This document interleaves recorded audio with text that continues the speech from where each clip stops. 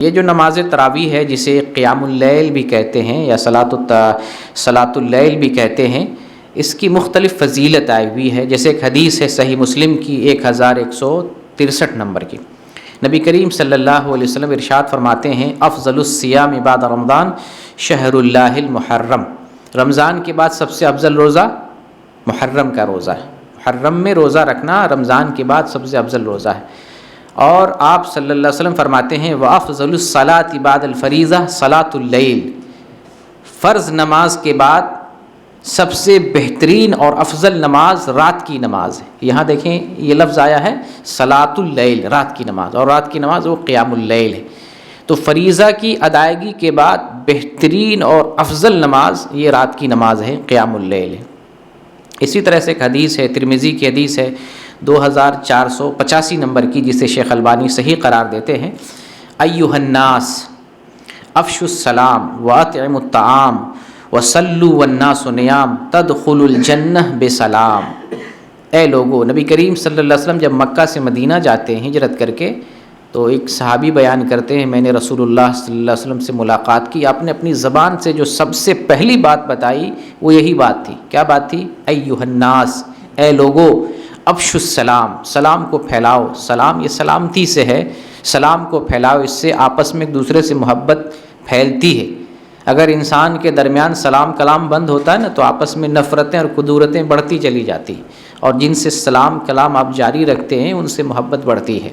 تو آپ فرماتے ہیں اے لوگو افشوا السلام، سلام کو پھیلاؤ، واطعموا الطعام، اور لوگوں کو کھانا کھلاؤ، وصلوا والناس نیام، اور اس وقت نماز پڑھو جب لوگ سو رہے ہوں، یہ وہی نماز ہے قیام اللیل، اس وقت نماز پڑھو جب لوگ سو رہے ہیں، تدخل الجنہ بسلام، تم سلامتی کے ساتھ جنت میں داخل ہو جاؤ گے۔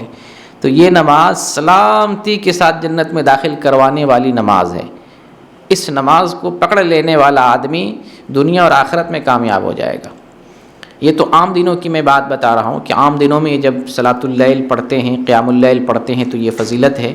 رمضان میں یہی صلاۃ اللیل پڑھتے ہیں تو اس کی اہمیت مزید بڑھ جاتی ہے، جیسا کہ صحیح بخاری کی حدیث ہے، نبی کریم صلی اللہ علیہ وسلم فرماتے ہیں من قام رمضان ایمانا واحتسابا غفر له ما تقدم من ذنبه، جو رمضان میں قیام کرتا ہے، وہی قیام جو عام دنوں میں کرتے ہیں وہی قیام رمضان میں قیام کرتے ہیں، من قام رمضان ایمانا واحتسابا غفر له ما تقدم من ذنبه، تو اس کے پچھلے ایمان کے ساتھ اور اجر و ثواب کی نیت سے کوئی آدمی رمضان میں قیام اللیل کرتا ہے تو اس کے سابقہ تمام گناہ معاف کر دیے جاتے ہیں۔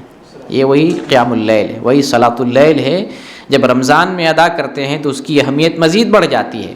اور یہی قیام اللیل ہے جب آپ شب قدر میں انجام دیتے ہیں تو اس کی اہمیت اور بڑھ جاتی ہے۔ لیلۃ القدر خیر من الف شہر، کیونکہ شب قدر جو ہے ہزار راتوں سے بہتر، 1000 مہینوں سے بہتر ہے۔ اس رات عبادت کرتے ہیں تو بخاری کی حدیث ہے، نبی صلی اللہ علیہ وسلم فرماتے ہیں من قام لیلۃ القدر ایمانا واحتسابا غفر له ما تقدم من ذنبه، جو شب قدر میں قیام اللیل کرتا ہے یا تراویح کی نماز پڑھتا ہے، اس کو تراویح کہیے، قیام اللیل کہیے یا صلاۃ اللیل کہیے، سارا ایک ہی نام ہے۔ جو شب قدر میں قیام اللیل کرتا ہے ایمان کے ساتھ اجر و ثواب کی نیت سے، اللہ پچھلے تمام گناہوں کو معاف فرما دیتا ہے۔